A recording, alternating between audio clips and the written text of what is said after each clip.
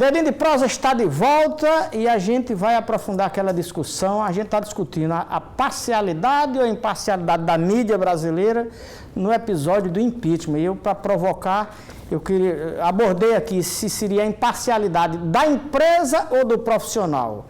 Cláudia Carvalho já se manifestou e eu queria saber de João Costa. No Brasil, alguém já disse que os jornalistas são piores que os patrões. Isso já foi dito. E nós somos desse jeito. E nós somos piores do que os patrões. Porque nós temos um problema shakespeariano, sabe? Nós temos um complexo. É que nós somos aquilo que nós fazemos, ou simplesmente dizer que eu sou filho da pauta resolve. Eu estou cumprindo ordens.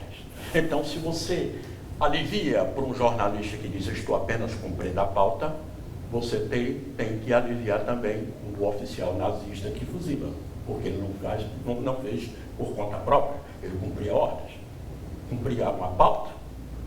Então, se nós somos aquilo que nós fazemos, nós somos participantes do que acontece.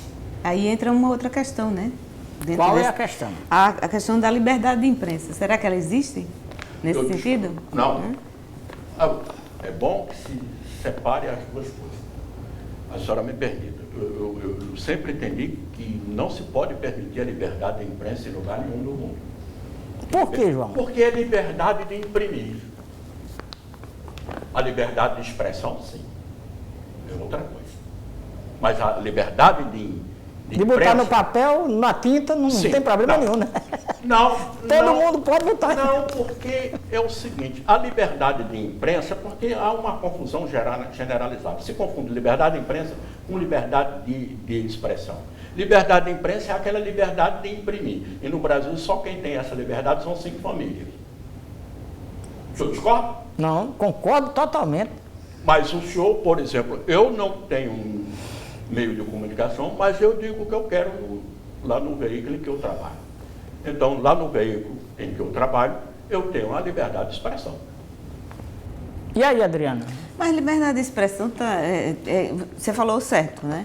Existem 2 tipos de liberdade de expressão, realmente tem. Então, os manifestantes, os grupos, estão também tendo liberdade de se expressar, né?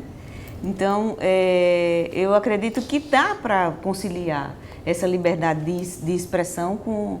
Basta que esse modelo editorial dessa empresa, né, seja realmente definido nesse sentido, né? Mas o pior é que ninguém nunca define. O pior é que ninguém nunca define. Assim, para usar um exemplo muito próximo, não vou citar nomes não, mas há um exemplo próximo aqui na Paraíba de que uma determinada editoria chega para o jornalista e diz, olha, você tem liberdade e eu gosto do contraponto. O jornalista vai se manifestar e é chamado de novo, olha, tudo demais é muito, não pode ir por aí não. Então, na verdade, as empresas usam um discurso que é muito bonito, mas na prática acontece outra coisa completamente diferente.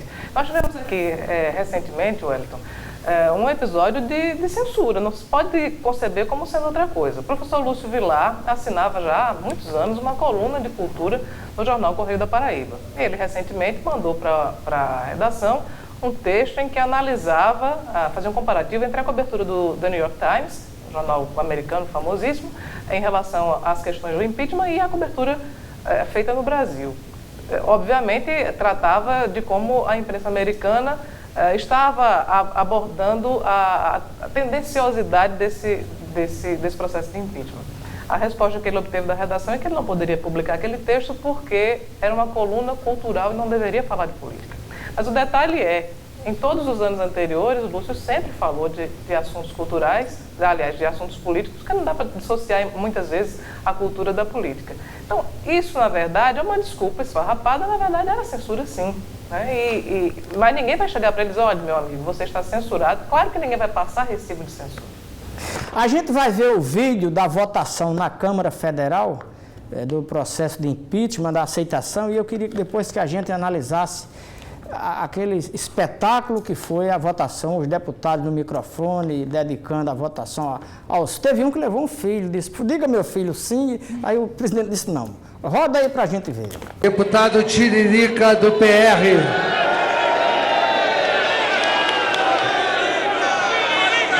Senhor presidente, pelo meu país, meu voto é sim. Tiririca. Seu filho, o delegado Valdir, não foge à luta. Por ti, Goiânia, querida, por ti, Goiás, pelo meu país, por Deus, por minha família, pelas famílias, pelas pessoas de bem. Meu voto é sim! Fora Dilma, fora Lula, fora o PT! Minha mãe nega Lucimar, meu sul e sudeste do Pará, meu Tapajós amado, minha querida nordeste do Pará, toda a área metropolitana. Nós encaminhamos, em nome do Brasil, minha mãezinha, dos meus filhos, dos meus amigos do Solidariedade, esse povo querido que vota sim, nós votamos sim, e quem vota sim, coloca a mão pra cima, coloca a mão pra cima. Vladimir Takayama. Pelo Sérgio Moro, pelos evangélicos, pelo meu Brasil, pela minha família, sim. Pelos meninos do MBL, pelo Vem Pra Rua, dizendo que Olavo tem razão, senhor presidente, dizendo tchau para essa querida e tchau ao PT, Partido das Trevas. Eu voto sim ao impeachment, senhor presidente. Nesse dia de glória para o povo brasileiro, tem um nome que entrará para a história nessa data, pela forma como conduziu os trabalhos nessa casa. Parabéns, presidente Eduardo Cunha. Como vota, deputado? Perderam em 64, perderam agora em 2016, pela família e pela inocência das crianças em sala de aula que o PT nunca teve, contra o comunismo, pela nossa liberdade, contra o Foro de São Paulo, pela memória do coronel Carlos Alberto Brilhante Ustra, o pavor de Dilma Rousseff. Como vota, deputado? Pelo Exército de Caxias, Como pelas vota, nossas Forças Armadas, por um Brasil acima de tudo e por Deus acima de todos, o meu voto é sim! Bom, aí eu queria agora, daqui para lá, começando pela professora Adriana, qual é a sua leitura daquela votação, os deputados ali dedicando a Deus? Deus ganhou, né? Tanto é que um jornal aí, é o País, se eu não me engano, disse Deus derrubou Dilma no Brasil. Derrubou Dilma no Brasil, é verdade. Agora, eu achei assim, de um despreparo, me desculpem, senhores deputados, senhores senadores, e políticos e pessoas admiradas desses políticos, mas foi feio, foi feio. Antigamente, quando a história nos ensinou que o parlamentar, quando chegava para falar no microfone, ele discursava, né? Tinha um discurso, né, muito bacana. Aí, não houve de forma nenhuma esse discurso, né? Foi um espetáculo deprimente de entretenimento quase, né? Que as pessoas depois nas redes sociais ficaram... E isso culminou em outro episódio, que é o episódio da esposa do Temer, que virou um meme na internet. A bela recatada, né? do lar. A bela recatada do lar. E, Cláudia, qual é a sua impressão, inclusive dessa bela recatada do lar?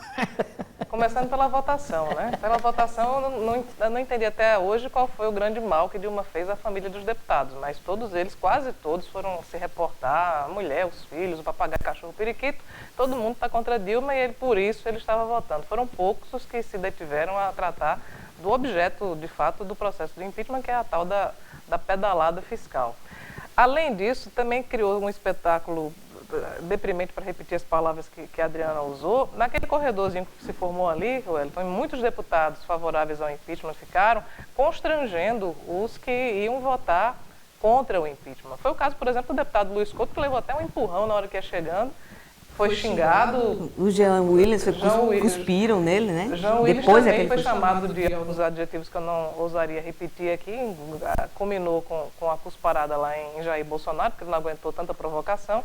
A deputada Moema, que eu acho que é da Bahia, terminou o voto dela chamando os deputados de covardes porque eles xingavam muito, né? Eles faziam uma provocação, era uma coisa que realmente foi vexatória.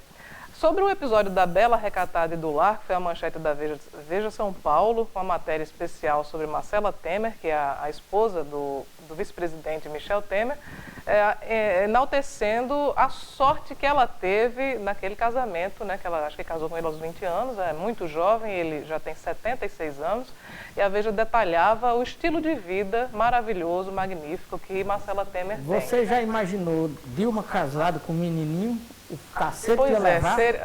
Dilma não teria escapatória. Não tendo marido, ela teve um jornalista que disse que a ausência de sexo na vida de Dilma Rousseff é uma coisa imperdoável.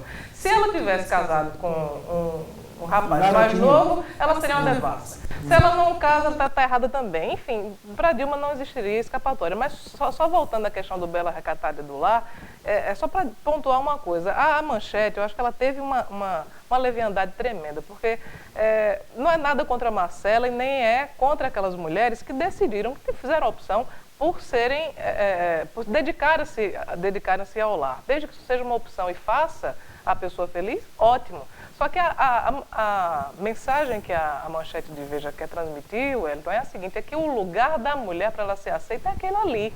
É para ser bonitinha e ficar em casa e não incomodar.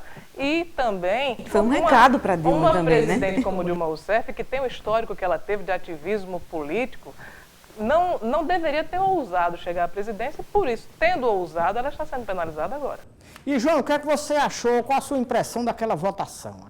Não me surpreende. Não? Não, porque o Congresso nos representa. Já foi dito que nós temos uma bancada que se chama BBB. A bancada da bala, formada por pistoleiros, por criminosos. A bancada do boi, de latifundiários, de boiadeiros, de agronegócio, de senador que tem mais de 30 mil cabeças de boi, de gado, é a bancada do boi, e a bancada da Bíblia, é a bancada BBB. O Congresso é formado assim, pela bancada da bala, da Bíblia e do boi. Agora diz que a bancada do boi, quando tem 100 mil cabeças de gado, quando vai prestar conta no TSE, a terra é desse tamanho, cria um nas nuvens. Então, os colegas podem até se referir ao Congresso como aquela coisa vergonhosa, não foi. Nós somos aquilo ali. As senhoras me desculpem. Nós somos aquilo ali. A sociedade brasileira é aquilo, João? Ali. Ou ela cometeu um deslize? Aquilo ali, sem tirar nem pôr. Nos comentários das pessoas. Nos comentários. Então, nós somos aquilo ali. Agora, quanto o Bela, né? Bela Recatada do Lar. Eu sou diretor de teatro, eu vou vender o meu peixe. Então, eu gosto muito de montar Nelson Rodrigues. E quando a gente vai encenar algum espetáculo de Nelson, tem uma cena de senhorinhas, a gente fala para as meninas que vão interpretar. Sente-se como uma menina recatada, porque elas sentam assim. Como a recatada senta assim. A primeira-dama deve sentar assim. E como é que ela vai cruzar as pernas, se ela é recatada? E você que é ator de teatro e diretor, na política tem muito artista, os caras são bons de representar, não? São ótimos, tanto é que eles ganham sucessivamente. Eles conseguem enganar a plateia, o que é muito grave.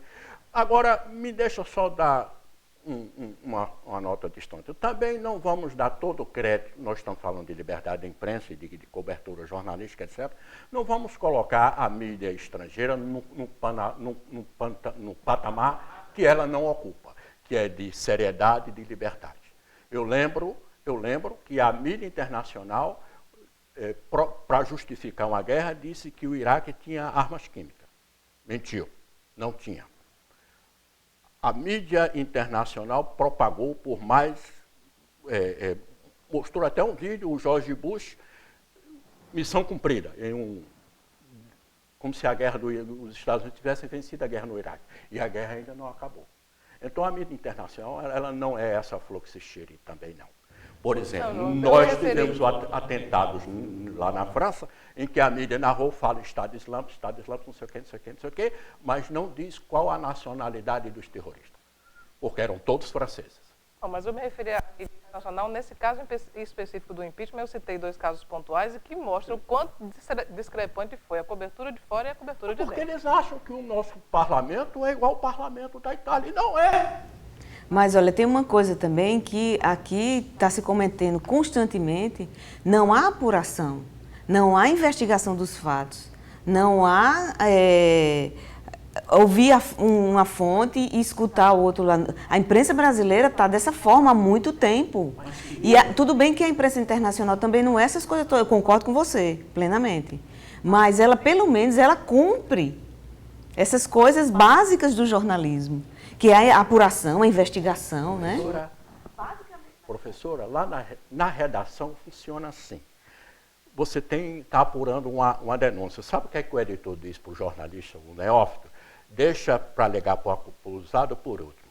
Então você tem o dia todo para apurar a denúncia e quando dá 5 da tarde você liga para o acusado. E o telefone toca 2 vezes, ele não atende, deixa para lá e bota lá, é apenas uma frase. Tentamos pelo telefone e não fomos atendidos. Ponto. Desse jeito. Desse jeito. Ou não é?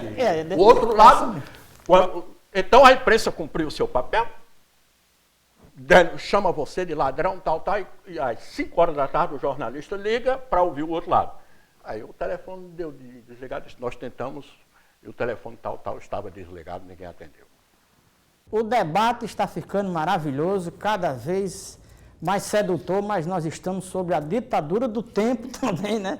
Então o Dedinho de Prosa fica por aqui, quero agradecer a Adriana, a Cláudia e a João e esperar que outros Dedinho de Prosa a gente bata outro papo. Eu que agradeço. Muito obrigada. Dedinho de Prosa fica por aqui, até a próxima.